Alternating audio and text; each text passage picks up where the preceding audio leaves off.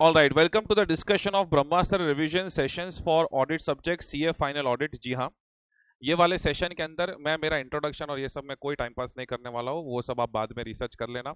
All right, enough experience है कि आप मेरे से पढ़ सको, डोंट वरी अबाउट इट। ठीक है, अब सीधा सीधा मुद्दे पे आते हैं।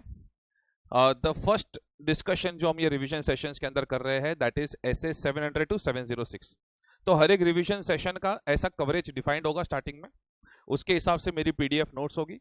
ये नोट्स आपको मेरे मोबाइल ऐप के अंदर फ्री मटेरियल सेक्शन के अंदर मिल जाएगी after the session is over. And आप वहाँ से डाउनलोड कर सकते हो ये नोट्स को और एक्सेस कर सकते हो। इन केस अगर कहीं मोबाइल ऐप कहीं अगर ऑफ हो जाए या कुछ डाउन टाइम आ जाए तो टेलीग्राम पे भी ये नोट्स अपलोड हो जाएगी। Alright, but usually mobile app में डाउन टाइम आता नहीं है, बट ये मोबाइल ऐप वर्जन टेक्नोलॉजी है, इसलिए मैंने सिर्फ आपको बोला कि अगर डाउन टाइम आता है डोंट वरी, उसका नोटिफिकेशन हमारे पास आता है तो फिर टेलीग्राम के ऊपर हो जाएगी। बट प्राइमरीली ये नोट्स आपको हमारे मोबाइल ऐप के अंदर ही मिलेगी और ये सारी डिटेल्स टेलीग्राम चैनल के अंदर है। तो जो नीचे डिस्क्रिप्शन में आपको टेलीग्राम चैनल मोबाइल ऐप सबका लिंक है, उसे फॉलो करिए और हमारी इकोसिस्टम का पार्ट रहिए, so that you will be very clear कि कौन सी चीज कहां पे है और किसी को कोई कंफ्यूजन होगा नहीं। ओके, सो ये वाला जो ब्रह्मास्त्र रिवीजन है, this particular revision will focus on the coverage of SA 700 से लेके 706। I repeat, it will focus on the coverage of SA 700 से लेके एसए 706 तक। मॉड्यूल की अगर मैं बात करूं तो मॉड्यूल में ये कवरेज दिया हुआ है इन चैप्टर नंबर 7। तो चैप्टर नंबर 7 में काफी कुछ और दिया हुआ है, लेकिन 700 टू 706 ये बहुत ही मेजर पार्ट है चैप्टर नंबर 7 का, तो जिसको हम कवर करेंगे। एंड कोई भी फाइनेंस का अटेम्प्ट आज तक ऐसा नहीं गया है जिसके अंदर ये कंसेप्ट ना पूछे हो। दैट मीन्स मैं वापस क्लियरली बता देता हूँ, 700 से लेकर 706 ये चीजें हमेशा पेपर के अंदर होती है, चाहे आप एमसीक्यू में बोलो चाहे आप केस स्टडी फॉर्म में बोलो। जो इंस्टीट्यूट न्यू सिलेबस के ये रिवीजन लेक्चर्स है completely as per new syllabus. जो न्यू सिलेबस में इंस्टीट्यूट ने जो क्वेश्चन का स्टाइल दिया है, जो एक्सपेक्टेड क्वेश्चंस है, उसमें 700 से लेकर 706 में फॉर श्योर वो लोग application evaluation synthesis based question पूछने वाले हैं, यानी कि केस स्टडी बेस्ड क्वेश्चन आने वाले हैं, कोई भी ऐसा थियरी क्वेश्चन नहीं आने वाला है। इसलिए अगर एक से एक ऐसा टेक्निकल शब्द एकदम क्लियर ना हो, ऑलराइट, तो भी काम चल जाएगा, लेकिन आपका कंसेप्ट प्रॉपर क्लियर होना चाहिए when it comes to 700 to 706। और जो मैं कीवर्ड्स बता रहा हूं मेरी नोट्स के अंदर, वो सारे वर्ड्स आपके क्लियर होने चाहिए। ऑलराइट, सो एवरीवन, जब हम ऐसे 700 टू 706 की बात करते हैं, सॉरी फॉर द हैंडराइटिंग मेरे ऐसे ही है, पर मैं आपको सब कुछ रीड कर दूंगा तो प्रॉब्लम नहीं होगा। पर मैंने हैंड रिटन नोट्स इसलिए बनाई है ताकि मैं कंफर्टेबल रहूं और मैं सारे पॉइंट्स कवर कर सकूं। जब मैं खुद लिखता हूं तो मेरी नोट सबसे बेस्ट निकलती है। Alright, so important concepts to be covered. ये इंपॉर्टेंट कंसेप्ट्स जो कवर होने वाले हैं वो होने वाला है एसए 700, 701, 705 एंड 706। लेकिन 700 के अंदर क्या? ऑडिट रिपोर्ट का फॉर्मेट एंड कुछ special adjustments. I repeat, audit report का फॉर्मेट एंड कुछ स्पेशल एडजस्टमेंट 700 के अंदर सबसे इंपॉर्टेंट चीज है। 701 है कम्युनिकेटिंग की audit matters in the audit report, title यहां पे लिखा हुआ है। तो उसका मीनिंग एंड एप्लीकेबिलिटी, की ऑडिट मैटर्स डिसाइड कैसे होती है, उसका ड्राफ्टिंग कैसे करना होता है, की ऑडिट मैटर्स को दूसरे मैटर्स के साथ कंपेयर करने के लिए क्या क्या चीजें ध्यान में रखनी पड़ती है, एंड कुछ और important points. 705 talks about qualified opinion, adverse opinion, disclaimer of opinion. तो वो ओपिनियन हम कैसे देते हैं और एग्जाम में वो ओपिनियन के साथ कैसे डील करना है, उसका ड्राफ्टिंग से लेके सब कुछ यहाँ पे कवर होगा। 706 talks about emphasis of matter and other matter paragraph. ये पैराग्राफ यूज कब किए जाते हैं, इसके एग्जांपल्स क्या है और इसका ड्राफ्टिंग क्या है, ये सारी चीजें कवर होगी। लेकिन मेरा जो पढ़ाने का स्टाइल है उसमें मैं ऐसे 700 पहले पढ़ाता हूँ, 701, 705 ऐसा नहीं है। मैं कंसेप्ट कवर करते जाता हूँ और ये सारे पॉइंट्स कवर होते जाएंगे। तो ये जो चार्ट है, ये चार्ट आपको बताता है कि when it comes to the exams आपके दिमाग में कितनी चीजें क्लियर होनी चाहिए। ऑलराइट, इतनी चीजें बेयर मिनिमम क्लियर होनी चाहिए। 90% प्रोबेबिलिटी ये कि क्वेश्चन यही सब चीजों में से आएगा। ऑलराइट, तो सबसे पहले डिस्कस करते हैं ऑडिट ओपिनियन के बारे में। आपने एटलीस्ट इतना तो सुना होगा कि ऑडिट सब्जेक्ट के अंदर qualified opinion, adverse opinion, disclaimer of opinion, ऐसे कुछ ओपिनियन है। ऑलराइट, ये रिवीजन सेशंस है तो ऑब्वियसली मैं थोड़ा अजम्पशन लेके चल रहा हूं कि आपको थोड़ी थोड़ी चीजों का आइडिया है, बाकी मैं सब चीजें कवर कर रहा हूं, don't worry about it. Okay, जब मैं ओपिनियन की बात करता हूं, डायरेक्ट रीड करना स्टार्ट मत करो। जब मैं ओपिनियन की बात करता हूं तो हमारा ओपिनियन किसके ऊपर होता है? फाइनेंशियल स्टेटमेंट्स के ऊपर होता है, मैनेजमेंट के कैरेक्टर के ऊपर नहीं होता। पहले तो इतनी चीजें क्लियर करो कि भाई financial statements true and fair view दिखा रहे हैं कि नहीं दिखा रहे हैं। ऑलराइट, अब जब भी एग्जाम में कोई भी ओपिनियन का क्वेश्चन आएगा, आई रिपीट, जब भी एग्जाम में कोई भी ओपिनियन का क्वेश्चन आएगा तो सबसे पहले आपको यह देखना पड़ेगा कि क्वेश्चन पढ़ के आपको फील क्या हो रहा है, कि sufficient and appropriate audit evidence available है कि sufficient and appropriate audit evidence available नहीं है। अगर sufficient and appropriate audit evidence available नहीं है, यानी ऑडिटर ने सारी मेहनत कर ली है फिर भी एविडेंस अवेलेबल नहीं है, तो उसे हम कहते हैं लोसा। लोसा का मतलब होता है limitation on scope of audit. ऐसे कुछ कुछ शॉर्टकट मैंने यूज किए पर वो वीडियो में मैं बोल दूंगा, सब कुछ लिख नहीं पाऊंगा, तो सुन लेना। Limitation on scope of audit. चलो सबसे पहले ये चीज को क्लियर करते हैं। अगर आपको समझो sufficient and appropriate audit evidence मिल गया है, देन इन दैट केस आपको देखना पड़ेगा कि मिसस्टेटमेंट्स जो है, जो चीजें गलत हुई है। देखो मिसस्टेटमेंट्स की जब मैं बात करता हूं तो आपका फोकस होना चाहिए ACPD के ऊपर, amount, classification, presentation and disclosure. जो भी मिसस्टेटमेंट्स है वेदर वो मटेरियल है कि नहीं है। Let me tell you, exam में जब क्वेश्चन आता है तो ऑब्वियसली मटेरियल तो होता ही है, उसमें कोई प्रॉब्लम नहीं होता। प्रॉब्लम होता है आगे डिसाइड करने में। आगे डिसाइड करने में भाई मटेरियल तो है लेकिन और आगे देखना पड़ता है, बिकॉज बीमारी भी दो तरह की होती है। एक होता है मलेरिया, दूसरा होता है कैंसर। दोनों में शरीर बीमार हो जाता है, ऑलराइट। लेकिन फाइंड आउट करना पड़ता है कि मलेरिया की कैंसर, बिकॉज कैंसर में इंसान खत्म हो जाता है लेकिन मलेरिया के अंदर इंसान वापस फिट हो सकता है, alright.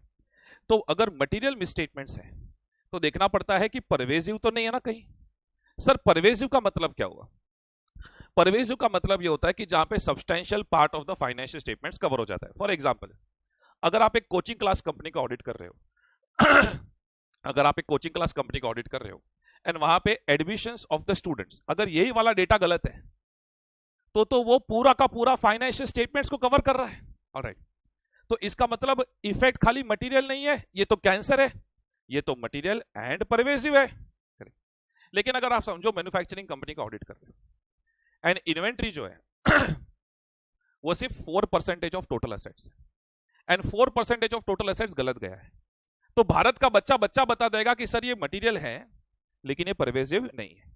So I repeat, evidence मिलने के बाद आपको इवैल्यूएट करना होता है effect of uncorrected misstatements, whether it is material और इमटेरियल। अगर मटेरियल है तो वो परवेजिव है कि नहीं है, whether it is material but not pervasive कि मटेरियल एंड परवेजिव। अगर मटेरियल बट नॉट परवेजिव है देन इन दैट केस हम ये तो नहीं बोल सकते कि पूरा का पूरा फाइनेंशियल स्टेटमेंट्स गलत है। हम बोलेंगे financial statements are showing a true and fair view except for the following and that is nothing but qualified opinion. Example में बोलते बोलते दे ही रहा हूं, inventory 4% of total assets, alright. लेकिन अगर कोचिंग क्लास कंपनी है जहां पे एडमिशंस ऑफ द स्टूडेंट्स का डेटा ही गलत है तो इफेक्ट मटेरियल एंड परवेजिव है, वहां पे क्लियरली बोलना पड़ता है financial statements do not show a true and fair view. जब आप ये लिखते हो financial statement show a true and fair view except for the following, तो ऑब्वियसली उसे हम क्या कहेंगे? Qualified opinion. लेकिन जब आप ये लिखते हो financial statements do not show a true and fair view, do not show a true and fair view, तो उसे हम क्या कहेंगे? Adverse opinion. सर अगर हम आपके नोट्स का लैंग्वेज यूज करें तो चलेगा? जी हाँ, मैंने नोट्स में जानबूझ के मॉड्यूल का इंग्लिश यूज किया है। तो फॉर एग्जाम्पल अगर आपको क्वालिफाइड ओपिनियन का लिखना है तो हम बोलेंगे sufficient and appropriate audit evidence is available, effect of uncorrected misstatement is material but not pervasive and therefore auditor should give a qualified opinion. Suppose आपको एडवर्स ओपिनियन का इंग्लिश लिखना है, sufficient and appropriate audit evidence is available, effect of uncorrected misstatement is material and pervasive and therefore auditor should give adverse opinion। पूरा का पूरा tally होगा आपका suggested answer के साथ। लेट मी टेल यू कि यहां तक बच्चे को कोई तकलीफ नहीं है, बच्चे को एक कंसेप्ट समझ में आता है फाइनेंशियल लेवल पे। तकलीफ कब हो जाती है? जब क्वेश्चन थोड़ा साइलेंट हो। फॉर एग्जाम्पल ये वाले क्वेश्चन में क्या करोगे आप, और ये एक्चुअली नवंबर 22 का क्वेश्चन है कि auditor has concluded that related party transactions are materially misstated. I repeat, question ये है कि related party transactions are materially misstated. जब ये क्वेश्चन आपके सामने आता है तो आपको पता चलता है कि एविडेंस तो मिला है, आपको ये भी पता चलता है कि अनकरेक्टेड मिसस्टेटमेंट्स है, आपको ये भी पता चल रहा है कि रिलेटेड पार्टी ट्रांजैक्शंस यानी कोई चीज तो मटेरियल तो है, लेकिन क्वेश्चन में सिर्फ इतना ही दिया है कि related party transactions are materially misstated. अब इस केस में यह पता चल रहा है कि बीमार है शरीर, लेकिन यह पता नहीं चल रहा है कि मलेरिया की कैंसर। तो इतना पता चल रहा है कि it is material but not pervasive, material and pervasive, यह पता नहीं चल रहा है, सॉरी, इतना पता चल रहा है कि मटेरियल है, लेकिन आगे पता नहीं चल रहा है कि परवेसिव है कि नहीं। ऐसा एग्जाम में हुआ था नवंबर 22 में। देन इन दैट केस ये देखो मैंने उसका भी सॉल्यूशन दिया है, शांति से मेरी नोट्स देखो। अगर क्वेश्चन साइलेंट है, और पेपर का रेफरेंस भी दिया, नवंबर 22 में ऐसा हुआ था, अगर क्वेश्चन साइलेंट है ऑन परवेसिवनेस, तो सबसे पहला आपका ऑप्शन होगा आइदर क्वालिफाइड और एडवर्स ओपिनियन। अगर आपको ये लिखने का मौका दे रहा है आंसर, तो ये लिखने का आइदर क्वालिफाइड और एडवर्स ओपिनियन, दोनों चीजें एक्सप्लेन करने का। लेकिन समझो एमसीक्यू में आ गया, या समझो आपको क्वेश्चन की लास्ट लाइन में ये दिया है कि ड्राफ्ट द ओपिनियन पैराग्राफ, इसका मतलब यह हुआ कि क्वेश्चन आपको फोर्स कर रहा है कि नहीं भाई तुझे कोई एक ही ओपिनियन लिखना पड़ेगा।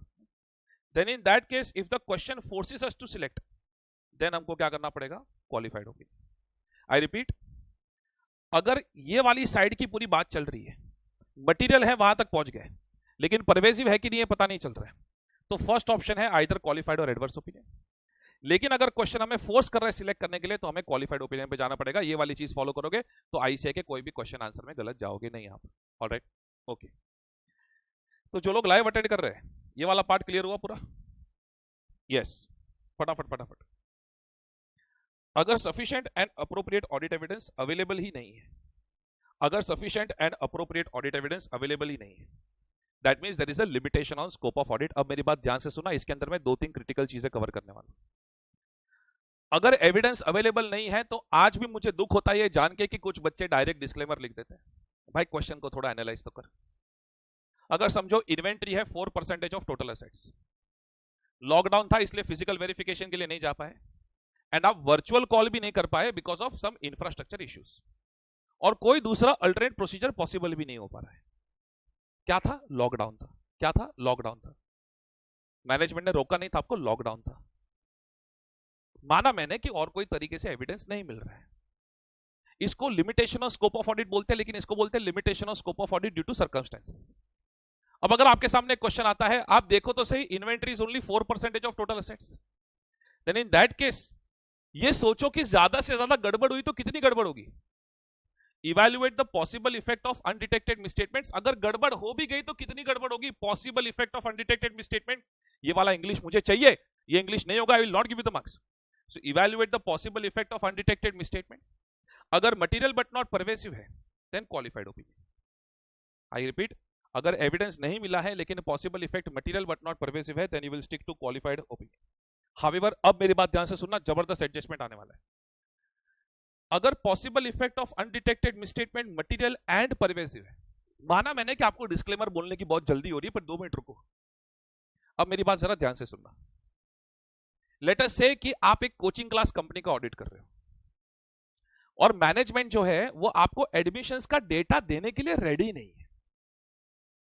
मैनेजमेंट जो है वो आपको एडमिशंस का डेटा देने के लिए रेडी नहीं है। क्या ये limitation of scope of audit हुआ? यस। लेकिन इसमें ऐसा नहीं है कि लॉकडाउन टाइप सिचुएशन है, बेचारा मैनेजमेंट भी हेल्पलेस है, ऐसा नहीं है। ये मैनेजमेंट जानबूझकर आपके ऊपर लिमिटेशन क्रिएट कर रहा है। अब मेरी बात ध्यान से सुनना, और ऐसी लिमिटेशन क्रिएट कर रहा है कि अगर एडमिशंस का डेटा नहीं मिला तो पूरा का पूरा फाइनेंशियल स्टेटमेंट्स के ऊपर हमें कॉन्फिडेंस आएगा ही नहीं। अगर possible effect of undetected misstatement material and pervasive है, क्वेश्चन को थोड़ा एनालाइज करना पड़ेगा। ये कौन सा वाला लोसा है? हालात खराब है, लोसा ड्यू टू सर्कमस्टेंसेस। समझो सारे के सारे अकाउंटिंग रिकॉर्ड्स फायर में जल गए और कोई बैकअप भी अवेलेबल नहीं हो पा रहा है। मैनेजमेंट अपनी बेस्ट ट्राई कर रहा है लेकिन कोई बैकअप अवेलेबल नहीं है। तो टेल मी, क्या ये एक मटेरियल एंड परवेसिव चीज हुई है? यस। क्या ये लोसा है? यस, बट हालात खराब है। तो डिस्क्लेमर ऑफ ओपिनियन देके बात खत्म कर दो। डिस्क्लेमर ऑफ ओपिनियन क्या होता है? We are unable to form an opinion, we are unable to form an opinion. लेकिन अगर लोसा imposed by management and those charged with governance है, ये न्यू सिलेबस मॉड्यूल में खास एडजस्टमेंट दिया है। अगर लोसा imposed by management and those charged with governance है, यानी वो लोग जानबूझ के आपके ऊपर रेस्ट्रिक्शंस डाल रहे हैं, और ऐसे रेस्ट्रिक्शंस डाल रहे हैं जिसका possible effect material and pervasive हो रहा है, देन इन दैट केस सबसे पहले ऐसे बोलता है विड्रॉल के बारे में सोच लो। इज विड्रॉल पॉसिबल और नॉट? सर मैंने यहाँ पे सेबी सर्कुलर का रेफरेंस लिखा हुआ है, वो मॉड्यूल में छापा हुआ है, पर ये वाले लेक्चर में मैं सेबी सर्कुलर के ऊपर बात नहीं करने वाला हूँ। खाली रेफरेंस लिखा हुआ है, जो बच्चों ने पढ़ा हुआ है उनके लिए, बिकॉज सेबी के लिस्टेड एंटिटीज के केस में, विड्रॉल के केस में कुछ रेस्ट्रिक्शंस है। तो पहले देखो विड्रॉल पॉसिबल है क्या? यस, तो withdraw from the engagement. No, तब जाके डिस्क्लेमर दे दो। आई रिपीट, अगर इतना बड़ी चीज का एविडेंस नहीं मिल रहा है जो मटीरियल एंड परवेसिव है, देखो हालात खराब है इसलिए एविडेंस नहीं मिल रहा है कि मैनेजमेंट ने लोसा क्रिएट किया है। अगर हालात खराब है जिसकी वजह से एविडेंस नहीं मिल रहा है तो डिस्क्लेमर ऑफ एन ओपिनियन। लेकिन अगर मैनेजमेंट एंड डीसीडब्ल्यूजी ने लोसा क्रिएट किया है तो पहले विड्रॉल के बारे में सोचो। अगर विड्रॉल पॉसिबल है तो विड्रॉ कर लो, अगर पॉसिबल नहीं है then you give disclaimer of an opinion. ये एक चार्ट कर लो तो पूरी की पूरी इसमें पॉइंट कवर हो जाता है। I want a confirmation, are you understanding this? Yes. And अगर एविडेंस नहीं मिला है, खाली इतना, लेट अस से ये वाले क्वेश्चन में क्या करोगे? Auditor is unable to obtain evidence about loan given by the company to X person. I repeat, auditor is unable to obtain evidence about loan given by the company to X person. Question साला खाली अपने को इतना बता रहा है कि evidence नहीं मिला है। अच्छा, loan given by the company material item तो है, आगे कुछ क्वेश्चन बता ही नहीं रहा है। यानी समझो अगर ये वाली सिचुएशन में, ये पूरे केस स्टडी में अगर आप फिर से फंस गए, if the question is silent on pervasiveness, ये जो मैं आपको भी क्वेश्चन दे रहा हूं ना, ये दिसंबर 21 के क्वेश्चन में था। अगर क्वेश्चन फिर से साइलेंट ऑन परवेसिवनेस, यानी इतना बताया है कि डेटा नहीं मिला है, आइटम के बारे में बताया है, लेकिन आगे पता नहीं चल रहा है कि ये आइटम पूरे के पूरे फाइनेंशियल स्टेटमेंट्स को कवर कर रही है कि नहीं कर रही है। तो अगर परवेसिवनेस पे साइलेंट है तो फर्स्ट ऑप्शन होगा आइदर क्वालिफाइड और डिस्क्लेमर ऑफ एन ओपिनियन। लेकिन if the question forces us to select, then you will have to go with a qualified opinion. If the question forces us to select, then you will have to go with a qualified opinion. All right, ये है पूरा chart opinion को लेकर। Are you through with this? Yes, yes. Okay. अब मेरी बात ध्यान से सुनो। ये आप जब ओपिनियन लिखते हो, ऑडिट रिपोर्ट में जब ओपिनियन लिखते हो, तो एक ओपिनियन पैराग्राफ होता है, उसके नीचे बेसिस फॉर ओपिनियन वाला पैराग्राफ होता है। जब आप क्वालिफाइड ओपिनियन देते हो तो ओपिनियन का टाइटल हो जाता है क्वालिफाइड ओपिनियन, नीचे हो जाता है basis for qualified opinion. Basis के अंदर हम सारे रीजंस लिखते हैं। जब आप एडवर्स ओपिनियन देते हो तो adverse opinion, then basis for adverse. Disclaimer देते हो तो डिस्क्लेमर ऑफ एन ओपिनियन, नीचे बेसिस फॉर डिस्क्लेमर। तो आप कॉमन सेंस लगाओ। ये जो बेसिस वाला पैराग्राफ होता है, बेसिस फॉर मॉडिफाइड ओपिनियन, जिसके अंदर हम लोग रीजंस लिखते हैं कि हमने आखिर मॉडिफाइड ओपिनियन दिया क्यों, उसका कंटेंट क्या होगा, बिकॉज ये 4 मार्क का अलग से क्वेश्चन हो सकता है। बेसिस फॉर मॉडिफाइड ओपिनियन में उसका कंटेंट क्या होगा? देखो, या तो कुछ मटेरियल मिसस्टेटमेंट्स हुए होंगे, या तो आपको एविडेंस नहीं मिला होगा, जो भी है उधर लिख देना होता है। अब अगर मटेरियल मिसस्टेटमेंट्स हुए हैं, अगर मटेरियल मिसस्टेटमेंट्स हुए हैं अमाउंट को लेकर, क्लासिफिकेशन को लेकर, प्रेजेंटेशन को लेकर, तो हम लोग जो भी मिसस्टेटमेंट है ना वो एक्सप्लेन कर देते हैं कि फॉर एग्जांपल अगर इन्वेंट्री का ओवर वैल्यूएशन है तो हम लोग बोल देते हैं कि इन्वेंट्री वाज ओवर वैल्यूड, और कितना अमाउंट गलत गया ना वो हम लोग क्वांटिफिकेशन भी देते हैं, amount, classification, presentation. We will explain the misstatement and include the quantification to the extent it is practicable. लेकिन जब डिस्क्लोजर होता है, नोट्स टू अकाउंट्स होता है, नोट्स टू अकाउंट्स, अगर उसमें इनकरेक्ट डिस्क्लोजर है तो हम लोग बोल देते हैं कि क्या इनकरेक्ट है। लेकिन अब मेरी बात ध्यान से सुनना, यह भी फाड़ू केस स्टडी हो सकता है। अगर डिस्क्लोजर है ही नहीं, यानी मैनेजमेंट ने डिस्क्लोजर को ओमिट कर दिया है, आपको एविडेंस मिल चुका है लेकिन उन्होंने नोट्स टू अकाउंट्स में डिस्क्लोजर को ओमिट कर दिया। सिंपल एग्जांपल ले लो, एक समझो 4 रिलेटेड पार्टी है, आपको पता है कि ये 4 रिलेटेड पार्टी है, वो नोट्स टू अकाउंट्स में पता है रिलेटेड पार्टी का लिस्ट लिखना होता है, तो वो लिस्ट उन्होंने नहीं लिखा है। If there is no disclosure यानी ओमिशन है, then in that case auditor is expected to include the omitted disclosures, यानी notes to accounts एक्चुअली क्या होना चाहिए था जो उन्होंने ओमिट कर दिया है।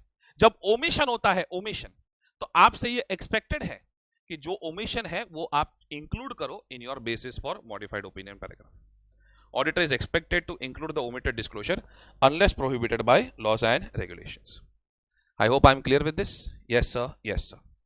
एक और जबरदस्त एडजस्टमेंट है, जब आप डिस्क्लेमर ऑफ ओपिनियन देते हो ना, disclaimer of opinion, then in that case audit report के अंदर काफी सारे चेंजेस होते हैं। वो जो पूरा फॉर्मेट है ना ऑडिट रिपोर्ट का, उसमें काफी सारे चेंजेस होते हैं। Changes in the audit report due to disclaimer of an opinion, लेकिन वो मैं यहां पे कवर नहीं कर रहा हूं, अभी थोड़ी देर में कवर करूंगा, बिकॉज वो ऐसे 700 के स्पेशल एडजस्टमेंट्स के अंदर आएगा। तो भाई जब आप 705 पढ़ते हो ना, मॉडिफिकेशन टू द ओपिनियन, तो ये मेरा चार्ट को पूरा चार्ट लो, बेसिस फॉर मॉडिफाइड ओपिनियन का कंटेंट पढ़ लो, and changes in audit report due to disclaimer of an opinion, वो मैं अभी 700 के बाद पढ़ाऊंगा, तभी पढ़ो। बाकी आपके पास अगर मेरी टेक्स्ट बुक है द ऑडिट एकेडमी की, तो उसमें से प्रिपेयर कर लो, बहुत हो जाएगा। हमारा टेक्स्ट बुक और question bank more than enough है, वो पास क्वेश्चंस वगैरह सब है उसके अंदर। लेकिन अगर आपके पास वो चीज नहीं है, तो एक बार मॉड्यूल को जरा देख लो। सब लोग एक ध्यान से सुनना, कौन सी चीज है जो मैंने यहाँ पे कवर नहीं की है, बिकॉज वो आपको राइटिंग प्रैक्टिस ही करना पड़ेगा। वो है ड्राफ्टिंग। जैसे क्वालिफाइड ओपिनियन को हम कहते हैं financial statement show true and fair you accept for the following, तो भाई वो ड्राफ्टिंग कैसे होता है, वो ड्राफ्टिंग एक बार आपको देखना पड़ेगा। वो चाहे आप मॉड्यूल से देख लो, अगर मेरे स्टूडेंट्स हो तो क्वेश्चन बैंक के आंसर्स के अंदर काफी सारे क्वेश्चंस में ड्राफ्टिंग कवर्ड है, तो ड्राफ्टिंग देख लो। देखो यहाँ पे कैसे ड्राफ्टिंग दिया हुआ है, जो एकदम ही जिसकी हालत खराब है, देखो फटाफट फटाफट जिसको खाली कवर करना है, ऑलराइट, एंड ऑडिट में पास हो जाए बस, तो फिर ये आपने चार्ट किया और ये अपने मॉड्यूल के क्वेश्चंस कर लिए, बात खत्म कर दो, and then move to the next topic, alright, that is how you will go with that.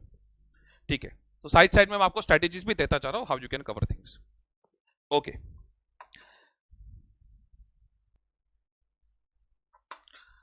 ठीक है, चलो। तो अपना modification to the opinion, qualified, adverse, disclaimer ये कवर हो गया। ड्राफ्टिंग आप एक बार मॉड्यूल या तो मेरे क्वेश्चन बैंक जो भी वहां से कर लोगे, तो आपका पूरा इशू सॉर्ट हो गया। देन जितनी ज्यादा क्वेश्चन की प्रैक्टिस करो उतना बेटर होता है ये case. Next, emphasis of matter and other matter paragraph. देखो भाई, emphasis of matter and other matter paragraph ये एक एडिशनल डिस्क्लोजर है जो ऑडिटर देना चाहता है, ऑलराइट। एकदम शॉर्ट में बताओ, एकदम शॉर्ट में, तो एम्फोसिस ऑफ मैटर पैराग्राफ तब यूज होता है जब आपको कोई अकाउंट्स की चीज समझानी होती है, कोई अकाउंट की क्लैरिफिकेशन देनी है। एंड अदर मैटर पैराग्राफ तब यूज होता है जब आपको कोई ऑडिट के ऊपर क्लैरिफिकेशन देना है, मतलब ऑडिट को लेकर कुछ समझाना है। एग्जांपल बताता हूं, डोंट वरी। लेकिन पहले सब लोग यहां थियरी पे थोड़ा ध्यान दो। तो सबसे पहले देखना पड़ेगा कि एग्जाम में मैटर कौन सी है। For example, changes in accounting policy हुए हैं, मैनेजमेंट ने सब कुछ बराबर किया है, ए सी पी डी सब कुछ बराबर है, amount, classification, presentation, disclosure, reasons वगैरह सब कुछ बराबर है। उसके बारे में आपको जरा लिखना है, बिकॉज ये हर साल होने वाली चीज नहीं है, और ये इतनी इंपॉर्टेंट चीज है जिससे थोड़ा understanding of the financial statements बदल सकता है। तो आप एम्फोसिस ऑफ मैटर यूज कर सकते हो, पर एग्जाम में लिखने के लिए थियरी तो लगेगा। सो एम्फोसिस ऑफ मैटर के लिए देखो, सबसे पहले तो देखने का मैटर कौन सा है। मैटर प्रेजेंटेड और disclosed in the financial statements है कि कुछ और है। एम्फोसिस ऑफ मैटर तभी यूज होगा, I repeat, emphasis of matter तभी यूज होगा only and only and only and only and only, video अटका नहीं है, मैं ओनली 10 बार बोला, if it is a matter presented और disclosed in the financial statements. कोई भी XYZ चीज लिखने के लिए एम्फोसिस ऑफ मैटर यूज नहीं होता।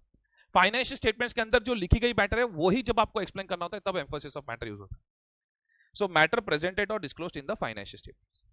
एम्फोसिस ऑफ मैटर की सबसे बड़ी कंडीशन है कि अगर आपको कोई चीज एम्फोसिस ऑफ मैटर में लिखनी है तो उसके ऊपर आपका मॉडिफाइड ओपिनियन नहीं होना चाहिए, नहीं होना चाहिए, नहीं होना चाहिए। समझो अगर ये चेंजेस इन अकाउंटिंग पॉलिसीज के अंदर अगर एसीपीडी कुछ गलत हो जाता तो फिर ओपिनियन में आ जाता। सो auditor should not have a modified opinion. उसके बाद कोई भी ऐसे कोई भी कचरे की चीज नहीं लिख देने का, थोड़ा मैटर इंपॉर्टेंट तो लगना चाहिए। It should be fundamental to the users understanding of the financial statements. It should be fundamental to the users understanding of the financial statements. And एक चीज, एक 5 मिनट के लिए अभी बाय हार्ट कर लो, फिर क्लियर हो जाएगा। एम्फोसिस ऑफ मैटर में अगर कुछ भी लिखना है तो आपको चेक करना पड़ेगा, it should not be a key audit matter. I repeat, emphasis of matter की कितनी कंडीशन है बताओ? 4। First, it should be a matter presented or disclosed in the financial statements, provided auditor does not have a modified opinion on such matter। समझो आपका TDS को लेकर modified opinion है, लेकिन अकाउंटिंग पॉलिसी को लेकर मॉडिफाइड ओपिनियन नहीं है, तो अकाउंटिंग पॉलिसी वाली चीज लिख सकते हो एम्फोसिस ऑफ मैटर में, वो मैटर के ऊपर आपका मॉडिफाइड ओपिनियन नहीं होना चाहिए। Third, it should be fundamental to the users understanding of the financial statement, थोड़ा इंपॉर्टेंट अकाउंटिंग मैटर होना चाहिए। एंड फोर्थ, अभी थोड़ी देर के लिए बाइट कर लो, क्लियर हो जाएगा क्या है ये। It should not be a key audit matter as per SA 701। ये सारी कंडीशन अगर सेटिस्फाई होती है, then in that case auditor may mention such matter under emphasis of matter paragraph in the audit report। I hope I am clear with this। okay, other matter, एक तो ये other matter का title मुझे पसंद नहीं है, कुछ कुछ टाइटल मुझे समझ में नहीं आते, जैसे किसी का भाई किसी की जान, क्या टाइटल था वो मूवी का, तेरी बातों में ऐसे उलझा जिया। सो ये अदर मैटर का ये प्रॉब्लम है। अदर मैटर का आपको लगता है, अदर मैटर टाइटल ऐसा ना, आपको लगता है कुछ भी इसके अंदर लिख सकते हैं, नहीं, अदर मैटर का वर्ड अदर कहां से आया है? Because it is a matter other than the matter presented और disclose in the financial statements, यानी फाइनेंशियल स्टेटमेंट्स के अंदर जो लिखा है उसको छोड़ के कुछ और लिख रहे हैं हम लोग। लेकिन कुछ भी नहीं लिख सकते क्या शेयर होल्डर्स क्या खाया, ढोकला की इडली, नहीं। It should be a matter जो आपको लगता है कि ऑडिट को समझाने के लिए इंपॉर्टेंट है, provided such matter is important for better understanding of the audit that has been performed. Sir example, for example मैं होल्डिंग कंपनी का ऑडिटर हूं, आप सब्सिडरी कंपनी का ऑडिटर हो, आपका रिपोर्ट मैंने यूज किया है, तो वो चीज में लिखता हूं अदर मैटर पैराग्राफ के अंदर। प्रीवियस ऑडिटर का कुछ रेफरेंस लिखना है तो वो चीज में लिखता हूं अदर मैटर पैराग्राफ के अंदर, जहां पे मुझे ऑडिट के ऊपर कुछ समझाना है। सो प्रोवाइड, ये वाला इंग्लिश जबरदस्त, provided such matter is important for better understanding of the audit that has been performed. And आप अदर मैटर में लिखने से पहले एक बार चेक कर लेने का कि ऐसे कोई disclosure by regulatory authorities prohibited तो नहीं है ना। फॉर एग्जांपल अगर गवर्नमेंट ऑडिट में हो तो कुछ सीएजी ने रेस्ट्रिक्शन डाले हो सकते हैं। So provided such disclosure is not prohibited by applicable laws. And एक और चीज बाय कर लो, जो भी हो एम्फोसिस ऑफ मैटर या अदर मैटर में जाने से पहले इतना क्लियर होना चाहिए कि it should not be a key audit matter. चलो तो अदर मैटर की 4 कंडीशन बोलो। Matter other than the matter presented और disclose in the financial statements, provided such matter is important for the better understanding of the audit that has been performed, provided such disclosure is not prohibited by laws and regulation, and provided it is not a key audit matter as per SA 701। तब जाके आप other matter में use कर सकते हो। दोनों के examples जो मैंने यहाँ पे लिख दिए हैं। ऑलराइट, तो चलो शॉर्ट में बोलो, शॉर्ट में बोलो, शॉर्ट में बोलो। अकाउंट्स के ऊपर कुछ क्लैरिफिकेशन देना है तो emphasis of matter, and audit को अगर समझाना है तो other matter paragraph. Alright, okay. अब मेरी बात जरा ध्यान से सुनो, मॉड्यूल के अंदर ये बहुत ही इंपॉर्टेंट कंसेप्ट है जो मेरी बुक्स के अंदर भी है। अलग अलग एसेस, कुछ कुछ एसेस ऐसे हैं जहां पे एम्फोसिस ऑफ मैटर पैराग्राफ जो है वो एकदम आपको ऐसा लगेगा कि ये नेसेसरी हो चुका है, लिखना ही पड़ेगा। वरना normally emphasis of matter, other matter, ये सब मेरे जजमेंटल कॉल्स होते हैं। लेकिन 3 ऐसे ऐसे हैं, वाह, 3 ऐसे ऐसे हैं जहां पे emphasis of matter paragraph necessary हो जाता है। वो 3 ऐसे कौन से हैं? ऐसे 210, ऐसे 560, ऐसे 800। अरे सर हमको ये तीनों के 3 याद नहीं है, रिलैक्स बाबा, तो वो पर्टिकुलर ऐसे का रिवीजन लेक्चर के अंदर कवर होगा ना। ऑलराइट, तो ऐसे 210, ऐसे 560, ऐसे 800, ये 3 ऐसे नंबर याद रखो। अगर आपको क्वेश्चन आता है कहां पे emphasis of matter paragraph necessary हो जाता है, जब मैं ये पढ़ाऊंगा तो उसके अंदर आपको क्लियरली दिखेगा कि हाँ भाई जरूरत तो है। इसलिए तो ये वाला रिवीजन सेशन फर्स्ट रखा है मैंने, ताकि ये सब कंसेप्ट्स क्लियर हो, एम्फोसिस ऑफ मैटर वगैरह, बिकॉज ये अलग अलग एसेस के अंदर यूज होते रहते हैं। कुछ कुछ एसेस ऐसे हैं जहां पे अदर मैटर पैराग्राफ यूज होता है, और वो मैंने यहां पे सिचुएशंस लिखी हुई है। सर लेकिन ये सारे एसेस हमको अभी याद, अरे रिलैक्स बाबा, तो ये वाले एसेस का जब रिवीजन होगा तो उसके अंदर आएगा ना। तो जब आप वो रिवाइज करोगे उसके अंदर आएगा, पर ये मैंने लिखा इसलिए है बिकॉज ये अगर आप मेरा एक बार ग्लांस कर लेते हो ना, और अगर समझो आपने ये ऐसे पढ़ लिया है तो आपको पता चल जाए हाँ इसके अंदर आता है। बस एमसीक्यू में यूज होता है ये सब। अरे एम्फोसिस ऑफ मैटर पैराग्राफ कहां यूज होता है, अदर मैटर पैराग्राफ कहां यूज होता है। एक बार अगर ये लेक्चर खत्म होने के बाद मेरी नोट्स को देखोगे तो आपको पता चलेगा कि मैंने आपको क्या प्रोवाइड किया है। Alright, okay. और अगर अच्छा लगे तो दूसरे लोगों को रिकमेंड करना, मेरे को कुछ मार्केटिंग ज्यादा आता नहीं है। सो एवरीवन ओवर हियर, जब आप एम्फोसिस ऑफ मैटर पैराग्राफ को ड्राफ्ट करते हो, एम्फोसिस ऑफ मैटर पैराग्राफ का जब ड्राफ्ट करते हो तो एम्फोसिस ऑफ मैटर पैराग्राफ एक अकाउंट्स का क्लैरिफिकेशन है ना। तो सोचो, आप इमेजिन करो जब हम ड्राफ्ट कर रहे हैं तो अपने को बोलना तो पड़ेगा ना, we would like to draw your attention to note number 45 of the financial statements. तो हम लोग रेफरेंस देते हैं to the disclosures in the financial statements, और बोलना पड़ता है कि शेयर होल्डर अपना ब्लड प्रेशर मत बढ़ा, हमारा ओपिनियन मॉडिफाइड नहीं है, ये तो सिर्फ एक एक्स्ट्रा क्लैरिफिकेशन है। अदर मैटर पैराग्राफ को लेकर, ड्राफ्टिंग को लेकर कोई रूल्स ही नहीं है। इनफैक्ट इंस्टीट्यूट को ही पता है कि अदर मैटर का टाइटल अच्छा नहीं है, इसलिए यहां पे तो उन्होंने आपको फ्लेक्सिबिलिटी देके रखा है कि अदर मैटर में तो आप टाइटल भी चेंज कर सकते हो बाकी एज सच कोई स्ट्रिक्ट रूल्स नहीं है for drafting other matter paragraph. देखो मेरी बात सुनो, ऑडिट रिपोर्ट के अंदर ना, जब आप ऑडिट रिपोर्ट के एसेस पढ़ रहे हो ना, 3 चीजें क्लियर होनी चाहिए। Entertainment and no no no, कौन सी 3 चीजें? कंसेप्ट, दूसरा कुछ एग्जाम्पल, आपके दिमाग में 1-2 एग्जाम्पल होने चाहिए, तीसरा ड्राफ्टिंग, कंसेप्ट एग्जाम्पल ड्राफ्टिंग। बोलो कंसेप्ट एग्जाम्पल ड्राफ्टिंग, ये 3 चीज क्लियर है ना, आपको कोई हरा नहीं सकता है, और ये तीनों चीज ये नोट्स के अंदर है। ओके, तो अब हम लोग बढ़ेंगे SA 701 की तरफ, जो है की ऑडिट मैटर्स, जो बहुत ही ज्यादा सेंसिटिव है फाइनेंशियल लेवल पे। बहुत मजा आता है उनको की ऑडिट मैटर्स पे क्वेश्चन पूछने के लिए। भाई सबसे पहले तो की ऑडिट मैटर कौन सी कंपनीज को एप्लीकेबल है। देखो अब तक ऐसा कोई पॉइंट नहीं आया था, because qualified opinion, adverse opinion, disclaimer of opinion, emphasis of matter, other matter, ये सब फंडामेंटल कंसेप्ट्स है, तो सब जगह एप्लीकेबल होते हैं। लेकिन की audit matter is mandatory only for audit of listed entities. And कल उठ के अगर समझो आरबीआई ने बैंकिंग के लिए कर दिया, आईआईडी ने इंश्योरेंस के लिए कर दिया, तो फॉलो करना पड़ेगा, पर एज सच आज तक तो हुआ नहीं है। खाली लिखना पड़ता है लिखने के लिए कि audit of such entities where it is prescribed by law, पर एज सच कुछ है नहीं। आप इतना याद रखो, it is mandatory for audit of listed entities and voluntarily auditor unlisted entities में अप्लाई कर सकता है the concept of key audit matter. भाई ये तो एप्लीकेबिलिटी हुई। मीनिंग क्या है की ऑडिट मैटर का?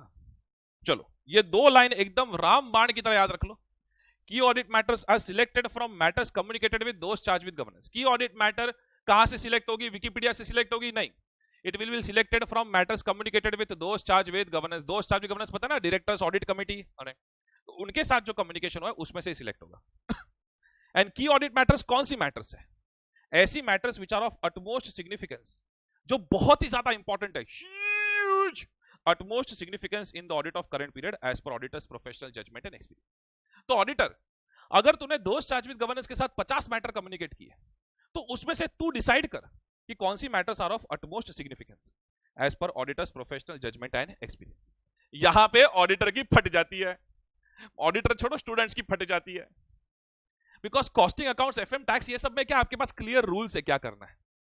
ऑडिट में कहां पे जहां पे ये शब्द आता है professional judgement and experience.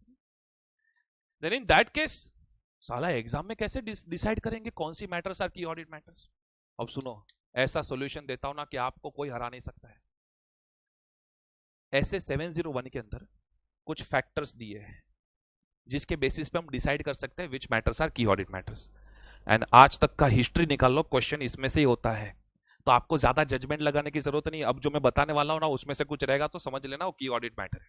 Alright, और इसका कोड वर्ड है सिग्निफिकेंट रीत। सिग्निफिकेंट रीत, REET रीत। अब ध्यान से सुनना मेरी बात। जितने भी सिग्निफिकेंट रिस्क वाले एरियाज है, जितने भी सिग्निफिकेंट रिस्क वाले एरियाज है, वो की ऑडिट मैटर हो सकते हैं। अब साला एक और डाउट, सिग्निफिकेंट रिस्क वाले एरियाज कौन से हैं? तो उसके एग्जांपल्स ऐसे 315 में दिए, अरे सब जगह से ढूंढ के ले गया नोट्स में, डोंट वरी। सिग्निफिकेंट रिस्क के जो एग्जांपल्स है वो ऐसे 315 के अंदर दिए, एग्जांपल्स ऑफ सिग्निफिकेंट रिस्क। जी हां सर, कौन से एग्जांपल्स हैं? Look at this, fraud Oscar करके कोड वर्ड दिया है, नीचे उसका मैंने एक्सपांशन किया है, आता उसके ऊपर आता हूं, रिलैक्स। पर इतना पता चला कि सिग्निफिकेंट रिस्क वाली मैटर होगी, then it could be key audit matters. Then significant estimates होंगे, अगर कौन से estimates? Significant estimates with high uncertainty. Sir estimates with high uncertainty बेटा ये तो कॉमन सेंस से पता चलता है। मैं चलो आपको पूछ लेता हूं, आप बीकॉम का पेपर देके आए, आप सीए का पेपर देके आए, कौन सा ज्यादा प्रेडिक्टेबल है? बीकॉम का। आप जितना मार्क्स प्रेडिक्ट करते हो उतना आता है, सीए में होता है तो सीए के results are estimates of high uncertainty, और आजकल तो पेपर चेकिंग के बाद हाईएस्ट अनसर्टेनिटी हो गया। ऑलराइट, तो मैं क्या बोल रहा हूं, जैसे अगर कोई बहुत ही कॉम्प्लेक्स लीगल केस चल रहा है तो उसका आउटकम कितना अनसर्टन है ना, हाई अनसर्टेनिटी। समझो वैल्यूएशन करना है अनलिस्टेड सिक्योरिटीज का, उसका आउटकम कितना अलग हो सकता है आप जो सोच रहे हो उससे, तो significant estimates with high uncertainty. लेकिन अगर आपको सारे एग्जांपल्स चाहिए तो ऐसे 540 के अंदर सारे एग्जांपल्स दिए significant estimates with high uncertainty वाले। तो one more time, significant, R for risk, E for estimates, and ET events and transactions. Events and transactions को लेकर कोई खास क्वेश्चन आता नहीं, पर समझो अगर एग्जाम में बोल दिया कि ये सिग्निफिकेंट इवेंट हुआ है, सिग्निफिकेंट ट्रांजैक्शन हुआ है, तो समझ लेना कि की ऑडिट मैटर में आ सकता है। ऑलराइट, तो सिग्निफिकेंट रीत, REET, उसमें जो ये R और E है ये सबसे ज्यादा इंपॉर्टेंट है in order to find out which matters are key audit matters. Alright, everyone over here, significant risk का मतलब क्या है? अब ध्यान देना, क्या कोड वर्ड दिया मैंने? Fraud Oscar. अगर कोई फ्रॉड वाला रिस्क है तो सिग्निफिकेंट रिस्क है। तो समझो अगर आपको क्वेश्चन में बोल दिया कि ये फ्रॉड रिस्क एरिया है, ओ तो ये आगे जाके की ऑडिट मैटर हो सकता है। Then outside the normal course of business, अगर एक मैन्युफैक्चरिंग एंटिटी है जिसने कोई इक्विटी का ट्रांजैक्शन किया या लोन का बहुत बड़ा ट्रांजैक्शन किया, ओ की ऑडिट मैटर हो सकता है। देन एस फॉर, मैंने वहां पे कवर नहीं किया, एस फॉर सब्जेक्टिविटी है, जो एनीवेज इसमें कवर हो जाता है, एस्टिमेट्स विद हाई अनसर्टेनिटी, इसलिए फिर वापस मैंने नहीं लिखा।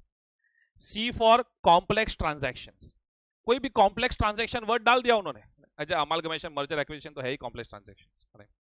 Then accounting and economic developments, समझो जीएसटी की जगह पे आ गया कुछ सुपर जीएसटी, बहुत बड़ा डेवलपमेंट है, then in that case we need to be worried because उसका अकाउंटिंग वगैरह कॉम्प्लेक्स हो सकता है।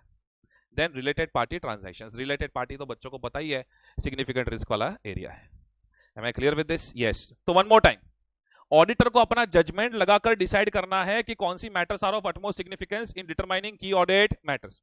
लेकिन ऑडिटर जब ये जजमेंट लगाएगा तो ऑडिटर को क्या सोचना है, सिग्निफिकेंट रीत, ये सोच लिया ऑडिटर ने तो हो गया, डिसाइड हो गया कि विच matters are key audit matters. Okay, अब मेरी बात जरा ध्यान से सुनो,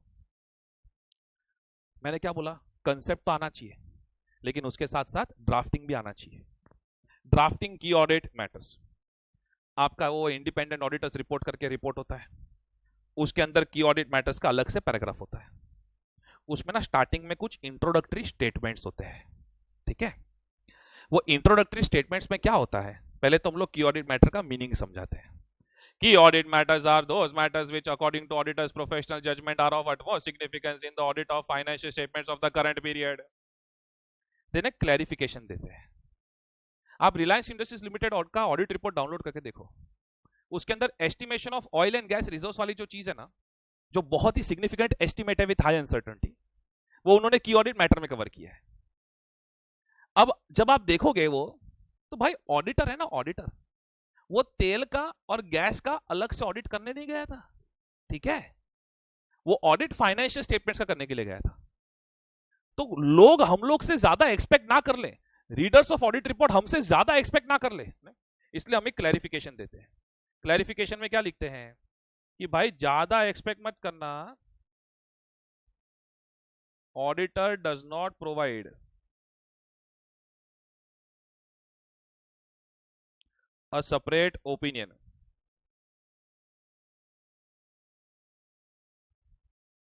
on these matters, ऐसा करके क्लैरिफिकेशन देते ताकि लोग ज्यादा एक्सपेक्ट ना कर ले।